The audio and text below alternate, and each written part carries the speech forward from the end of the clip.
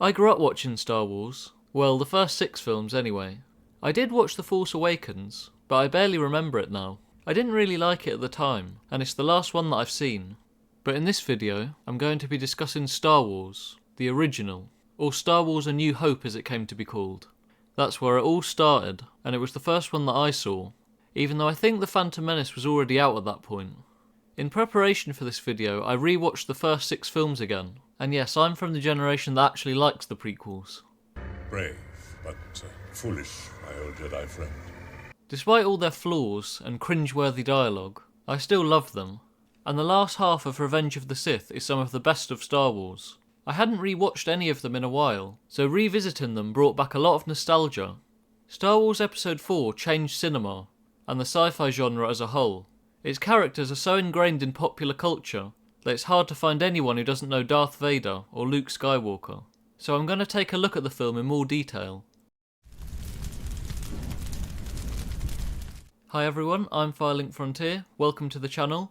If you'd like to support the channel, please consider liking and subscribing. The young George Lucas, inspired by the space adventure comics of Flash Gordon, first had an idea for a space opera in 1971.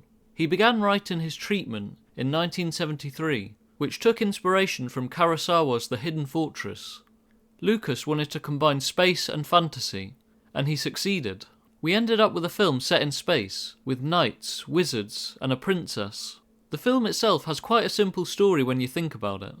The White Knight goes off to save the princess from the Black Knight's fortress, with the help of an old wizard. It's something that's been seen in fiction many times, but Lucas managed to put a new spin on it. With a modest budget of $11 million, Star Wars finally got made. Many of the cast members thought it would end up being a disaster, but when the film was released in 1977, it took the world by storm. It still remains one of the most financially successful films of all time, and adjusted for inflation, it's the 4th highest grossing film ever made. The film opens with the iconic shot underneath the Rebel spaceship that has the audience thinking, wow, that ship looks big, and then we see the massive Imperial Star Destroyer. I really love the practical effects in the originals. I can only imagine the time and effort that went into making all the ships, as well as the Death Star, and it really pays off. The aliens, on the other hand, not so much. They can be a bit hit or miss, especially in the cantina scene. We're so used to seeing Chewbacca now, but I wonder if the film released now, what would audiences think, seeing a man in a big hairy suit screaming on screen? The Rebel Alliance is at war with the Empire, and the Rebel ship has stolen schematics for the Death Star and is trying to escape them, but they are intercepted by Imperial forces. It's here we are first introduced to C-3PO and R2-D2, 2 droids who act as the comic relief characters. They are a little silly, but they've ended up being fan favourites. Princess Leia, with her iconic hair, hides the plans with R2-D2, and the droids escape in an escape pod. I know this has been talked about 100 times, but if the gunman on the Star Destroyer had destroyed the escape pod, then the whole film wouldn't have happened. If the gunner had shot the pod that C-3PO and R2 were in, none of it would have happened. Then we get one of the best character introductions in all of cinema. The film uses every trick in the book to make Darth Vader seem more villainous. He appears in a cloud of smoke, walking past a load of dead bodies. He towers above the stormtroopers, and is dressed all in black, and wears a mask that hides his face. He's even able to pick up one of the rebels by the neck and chuck him with ease. I'm glad that they decided to go with James Earl Jones's voice, rather than the actor who plays Darth Vader, David Prowse, as he doesn't have the most intimidating voice. Find the passengers of this vessel! I want them alive! The droids crash land on Tatooine and end up in the service of Luke Skywalker. I've seen some people say they don't like Luke Skywalker, saying he's annoying or whiny, but I still like a coming-of-age story, especially one where the farm boy leaves to go on a quest. I know it's been done loads of times, but I still like it. Luke also follows the hero's journey pretty closely, and I don't think there's anything wrong with that. At the start we see him unhappy with his ordinary life, and he wants to leave Tatooine. I love the music as he's looking out into the binary sunset, and you can feel his sense of adventure, but he's stuck having to work on his uncle's farm.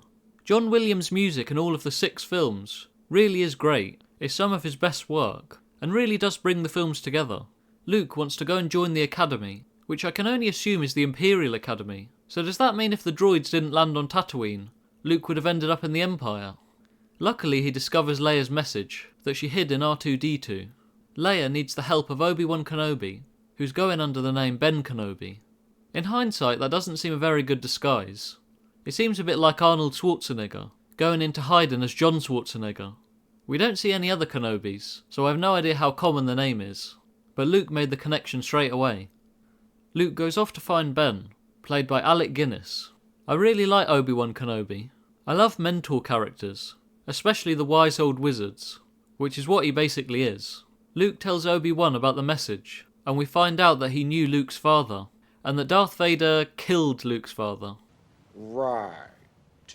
I don't know if George Lucas had it all planned out at that point, or if he decided to change the plot when he was writing Empire Strikes Back. If it was already planned out, I'm not sure why he wouldn't just tell Luke. But anyway, we got one of the best twists in cinema out of it, so I won't complain. Obi-Wan offers to teach Luke the ways of the Force like his father, but Luke refuses the call. That is until he finds out his aunt and uncle have been murdered by stormtroopers. Luke then wants to become a Jedi like his father, and his aunt and uncle are never mentioned again. I guess he got over it pretty quick.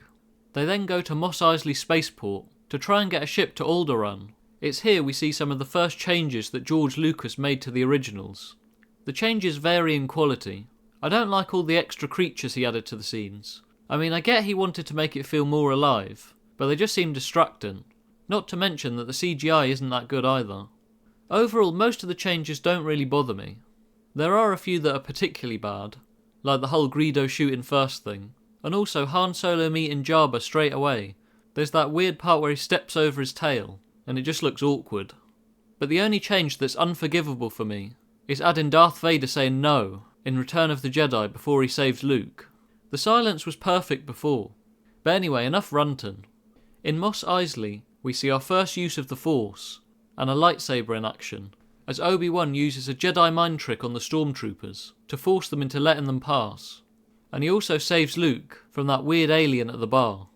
They enlist the help of Han Solo, for a price that is, and he takes them to his ship, the Millennium Falcon.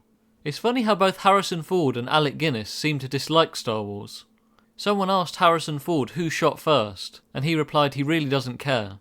Nevertheless, I still like Han Solo. He's a great character, initially only motivated by self-interest, and he has a great character arc in the film, putting aside his selfish ways to help fight the Empire in the end. Luke and Obi-Wan plan to go to Alderaan. On their way there, we see Luke training, and we get little glimpses about what the Force actually is. Before they can reach Alderaan, it is destroyed by the Death Star. Grand Moff Tarkin, played by Peter Cushing, is behind the attack, and doesn't he just look so cool? He also seems to outrank Darth Vader, ordering Vader about. Enough of this. Vader, release him. As you wish. Also, for some reason in this scene, Leia has a British accent. I recognised your foul stench when I was brought on board. When Luke, Han and Obi-Wan arrive at the spot where Alderaan used to be, they get trapped in a tractor beam and are forced onto the Death Star. The scenes on the Death Star are some of my favourite in the film, and they are forced to sneak about the Death Star in order to rescue Leia and disable the tractor beam so they're able to take off again. But before they can leave, there is a confrontation between Darth Vader and his former master, Obi-Wan Kenobi. And yeah, the fight scene does look particularly dated, especially compared to the prequels, but I can appreciate that it's an older film. Darth Vader kills Obi-Wan, and Luke, Leia and Han flee the Death Star. At this point, Han is still only interested in his reward for rescuing the princess. With the plans now in the hands of the rebels, they launch an attack on the Death Star, targeting its only weakness. Luke puts into practice all that Obi-Wan has taught him. It's up to him and a small band of fighters to take on the mighty Death Star. Han has refused to help, and Luke is guided by the spirit of Obi-Wan, who helps him during the fight. It isn't long before each of the other fighters is taken out, one by one, until it's only Luke left. He trusts in the Force, and manages to succeed at the last moment, but it wouldn't have been possible without the help of Han, who redeems himself by showing up to help. The Death Star is destroyed, and the pair end up getting medals from the princess. Chewbacca is left out for some reason, and the film ends. It's a nice self-contained story, as well as part of a trilogy. I feel like a lot of new films that want to set up a larger universe forget that the first film needs to be good on its own. While the film may have a simple story, and Luke may be your standard hero on his journey, I don't think that takes away from the film. Star Wars manages to put a new spin on things. by combining fantasy and sci-fi to create a great story. It begins one of the biggest franchises in popular culture, one that I grew up watching, and while I personally prefer Lord of the Rings over Star Wars, the original 6 films are great fantasy adventure films, and are full of nostalgia for me. So for my rating, I'd give Star Wars A New Hope 7 out of 10. I'm Firelink Frontier and thank you for watching. If you've enjoyed this video, please like and subscribe.